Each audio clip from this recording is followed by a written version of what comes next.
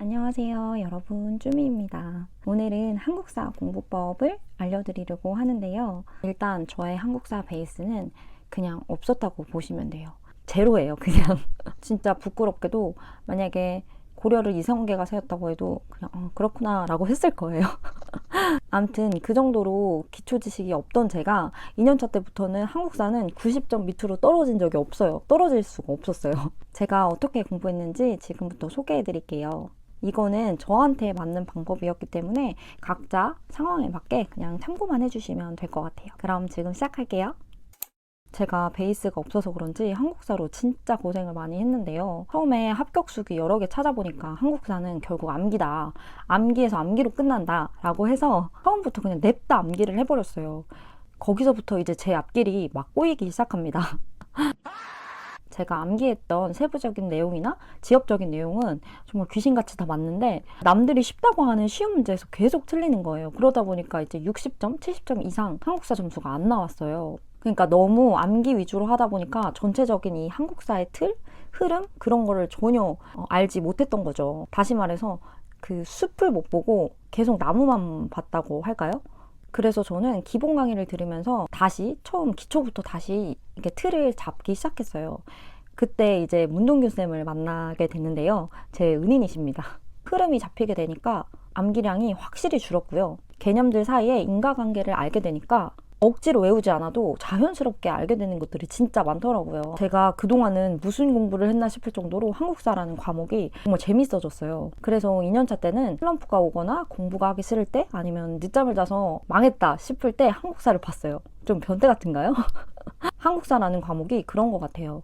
암기로 끝내야 되는 건 맞지만 암기로 시작하면 그것만큼 힘든 게 없습니다. 초시생분들은 반드시 흐름 위주로 공부를 하시고 그 흐름 속에서 천천히 살을 붙여나가는 걸 저는 추천을 드려요.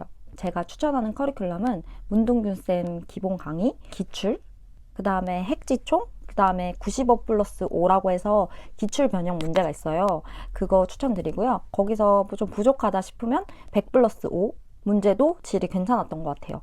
문쌤 강의는 진짜 압도적인 것 같아요. 정말 강추드려요. 흐름 위주의 강의, 그리고 깔끔한 판서, 신박한 암기법, 그리고 무엇보다도 제 스타일.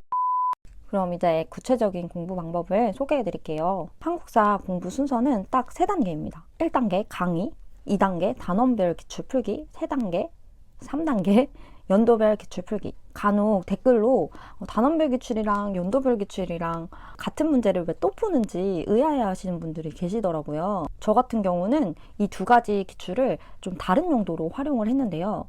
일단 단원별로 잘 정리되어 있는 기출문제집은 문제를 푼다는 느낌보다는 거기에 안에 있는 모든 지문을 눈에 바른다는 느낌으로 봤어요. 그래서 문제를 맞고 틀리고가 중요한 게 아니라 만약에 2000문제라 치면은 다지선자잖아요. 그러니까 8000 지문을 OX를 가른다라는 생각으로 문제를 봤고요. 그리고 전 범위가 섞인 연도별 기출문제집을 볼 때 그게 잘 발라졌는지 확인하는 용도로 썼어요. 그래서 첫 번째 단원별로 정리되어 있는 거는 이제 시중에 많이 나오잖아요. 어떤 강사분의 문제집을 보더라도 전 상관이 없다고 생각을 해요. 근데 저 때는 이제 한국사가 되게 많이 어려워지는 추세였기 때문에 김윤수 쌤 기출 문제집이 양도 엄청 많고 약간 지엽적이라고 해야 되나요? 그런 문제들도 다 수록이 되어 있었기 때문에 그걸 골랐는데 사실 그렇게 막 추천하진 않아요. 그냥 핵심이 잘 들어간 다른 강사분의 기출 문제집을 푸시는 것도 저는 추천을 드리고요. 그리고 연도별 문제집 같은 경우는 이렇게 제가 예전에 말씀드렸듯이 이렇게 기출문제를 제본을 떠가지고 몇 부씩 풀어봤어요. 풀어보면서 제가 확인을 하는 거죠. 내가 단원별 문제집으로 공부를 잘했는지. 그래서 이렇게 제본을 뜨는 것도 저는 추천을 드립니다.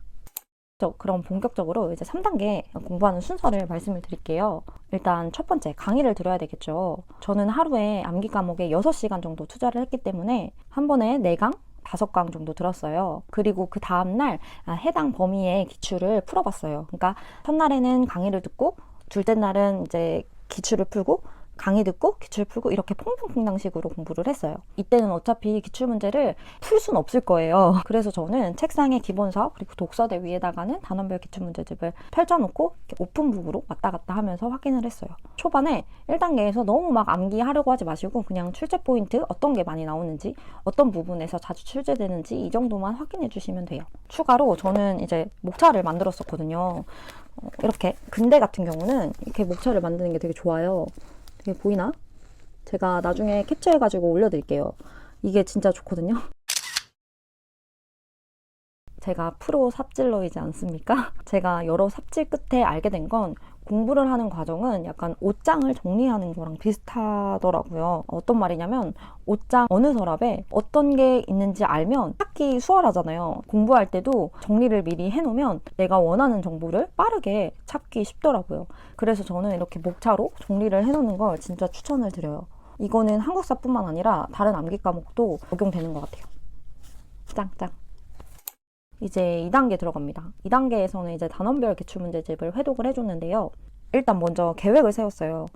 계획을 어떻게 세웠냐면 막 구체적으로 계획은 세운 건 아니고 만약에 2000문제를 풀어야 된다라고 하면 하루에 200문제씩 열흘 동안 풀면 되잖아요. 그래서 달력에다가 그냥 써놨어요. 저는 스케줄표를 이용했었는데 스케줄표에다가 1에서 200, 200에서 400, 400에서 600 이런 식으로 해서 10일 동안 완성하게끔 만들었고요. 토요일 날은 그냥 휴무일로 만들었어요. 그러니까 만약에 월요일 날 내가 한 50문제를 못 풀었어. 그러면 화요일 날 그 50문제부터 푸는 게 아니라 그냥 다음 진도를 나가는 거예요. 그러니까 어제 못한 거는 오늘 신경 쓸 필요가 없는 거죠. 그래서 그 어제 못한 거는 토요일 날 메꾸는 걸로 해서 계획을 달성할 수 있게끔 했고요. 그리고 이제 본격적으로 기출문제를 풀어줄 건데요. 제가 아까 말씀드렸듯이 단원별 기출문제집 풀 때 문제 단위로 보는 게 아니라 지문 단위로 보는 거예요. 만약에 문제가 쉬웠더라도 네 가지 모두 옳고 그름을 판단하고 옆에 OX를 친다던가 자신만의 표시로 내가 아는지 모르는지 계속 확인하는 작업을 해주는 거예요. 그리고 회독수가 높아지면서 내가 아는 지문이 되게 많아지잖아요. 그 아는 지문은 다시 볼 필요가 없고 그냥 모르는 지문 그리고 헷갈리는 지문만 계속 반복해 주시면 됩니다. 그리고 그렇게 반복해도 모르는 것만 이제 추려서 암기 노트를 만드는 거예요. 근데 여기서 잠깐 제가 예전에 암기 노트 만드는 영상을 올렸었는데 이번 영상에서 꼭 드리고 싶은 말씀이 있어요. 그거 만들고 나니까 좀 걱정이 되더라고요. 왜냐면 저는 2년차 때부터 이 노트를 만들기 시작을 했기 때문에 일단 기출 회독이 한 3회, 4회 정도는 되어 있던 상태였어요. 물론 기출문제 회독을 뭐 엉덩이로 했는지 1년차 때 점수가 60점, 70점 이렇거든요. 그래도 어쨌든 기출문제를 회독을 하긴 한 거잖아요. 그래서 초시생분들을 만약에 그 영상을 보시고 막 1회독 하고 나서 바로 노트를 만든다? 이러면은 좀 위험한 것 같아요. 왜냐면 내가 아는 거랑 모르는 거랑 구별이 안 된 상태에서 무작정 노트를 만들기 시작을 하면 굉장히 양도 많아질 뿐더러 비효율적인 공부를 할 수가 있거든요. 그래서 적어도 3회독 이상은 하신 다음에 모르는 것만 추려서 노트를 만드시는 걸 추천을 드려요. 암기 노트를 만드는 과정은 제가 노트 만드는 영상을 따로 찍어놨으니까 그 영상 참고해 주시면 될 것 같고 오늘 이 영상에서는 좀 자세히 얘기 안 할게요. 너무 길어지는 것 같아서 그 영상을 참고해 주세요. 그리고 이제 대망의 3단계에 들어왔어요. 2단계에서는 이제 단원별 기출 문제집으로 지문 분석이 끝났잖아요. 그래서 이제 전 범위가 압축된 연도별 문제집을 풀면서 내가 취약한 부분을 확인해 줄 거예요. 일단 환해분을 풀어요. 풀면서 내가 이 부분 어려웠어. 조금 헷갈리는 부분이야. 이러면 다시 기본서로 가서 정독을 한 다음에 퀴즈 노트에 보강할 게 있으면 보강을 해주고 만약에 추가적으로 강의를 더 들어봐야겠다. 흐름이 좀 안 잡힌 것 같다. 라고 하시면 그 부분만 발췌해서 강의를 또 듣고 이런 식으로 해서 다시 또 1회분 풀어보고 또 이렇게 반복해 주시는 거예요. 2단계보다 더 촘촘하게 내가 모르는 그 문제들을 끄집어내는 작업이에요. 간혹 댓글로 기본서 회독은 얼마나 하셨어요? 몇 회독 하셨어요? 라고 물어보시는 분들이 계신데 저는 1페이지부터 이렇게 쭉 회독을 한 적이 없어요. 왜냐면 저는 책을 많이 안 읽어서 그런지 몰라도 1페이지부터 이렇게 쭉 정독을 하는 게 너무 힘들더라고요. 계속 다른 생각하게 되고 너무 졸리고 그래서 그건 애초에 포기를 하고 내가 이런 식으로 연도별 기출을 한 해 푼 다음에 모르는 부분만 발췌해서 이런 식으로 발췌 풀고 발췌 풀고 발췌 이런 식으로 했기 때문에 이렇게 막 몇 회도 그랬다라고 정확히 말씀을 드릴 수는 없을 것 같아요. 그리고 추가적인 팁으로는 저는 좀 부족한 부분이 있잖아요. 내가 이 파트 취약해 하면은 강의를 들었고, 강의를 들으면서 그 판서 내용들 있잖아요. 그거를 A4 용지에다가 좀 적어놨어요. 제가 여기다가 저는 현대사가 되게 취약했었기 때문에 이런 식으로 한 장짜리로 그냥 이렇게 도표도 그리고 이런 식으로 해놨거든요. 이거 그냥 가지고 다니면서 보고, 가끔 버스 타고 다닐 때 가지고 가고, 밥 먹을 때 가끔 가지고 가고, 뭐 이런 식으로 했었거든요.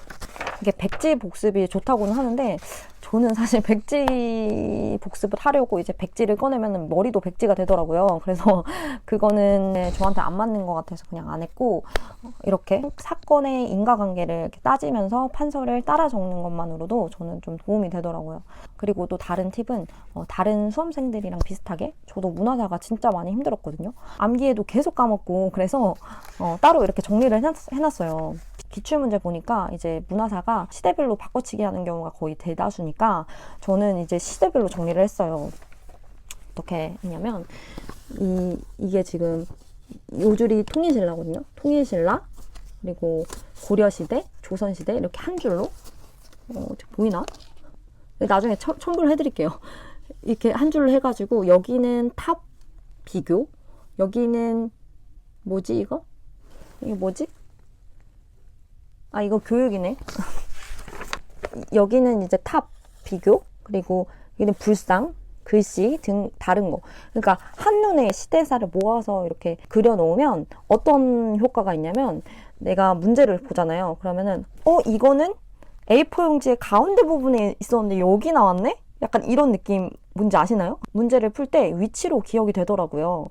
그러니까 뭐 뚜렷이 기억은 나지 않지만 이거는 왼쪽에 있었던 건데 고려시대는 가운데잖아. 이거 틀렸어. 약간 이런 식으로. 그래서 저는 이렇게 시각화하는 것도 좋은 방법인 것 같아요. 그리고 제가 퀴즈노트 만들 때 팁들을 그 퀴즈노트 영상에다가 못 집어넣었어요. 그게 조금 한이 돼가지고 지금 말씀을 드릴게요. 퀴즈노트 처음에 만드실 때 이렇게 칸을 너무 막 이렇게 다닥다닥 하지 마시고 좀 띄엄띄엄 작성을 하세요. 이것도 지금 추가된 게 이 정도거든요. 그러니까 왜냐면 띄엄띄엄 작성해야지 나중에 비슷한 주제로 추가를 할 때 밑에다가 추가를 할 수가 있어요. 그러면 훨씬 암기하기 쉽거든요. 같은 카테고리를 묶는 게 훨씬 암기 효율이 높아져요. 그러니까 처음에 작성하실 때 띄엄띄엄 작성하실 걸 권장해드리고요. 그리고 빨간 펜보다는 조금 쌓인 펜 이런 걸 추천드려요. 지금 제가 거의 없어가지고 그거는 이렇게 캡처해서 보여드릴게요. 모나미 에버그린 이라는 펜이 제일 안 보였고 좋았거든요. 그 셀로판지로 가리면 진짜 무장으로 안 보여요. 그리고 세 번째는 초반부터 너무 지엽적인 문제를 이 노트에 담으려고 하지 마세요. 처음에는 내가 모르는 것들 중에 빈출만 이제 담고, 그 다음에 이제 회독을 하면서 점점 이제 살을 붙여 나가는 방식이 저는 훨씬 효율적이더라고요. 오늘은 한국사에 대해서 말씀을 드렸는데 어디까지나 저한테 맞는 방법이었으니까 각자 상황에 맞게 참고만 해주시면 좋을 것 같고요. 만약에 추가로 궁금한 거 있으시면 댓글로 많이 남겨주시면 좋을 것 같아요. 그럼 오늘 너무 길어졌네요. 그럼 이만 안녕히 계세요.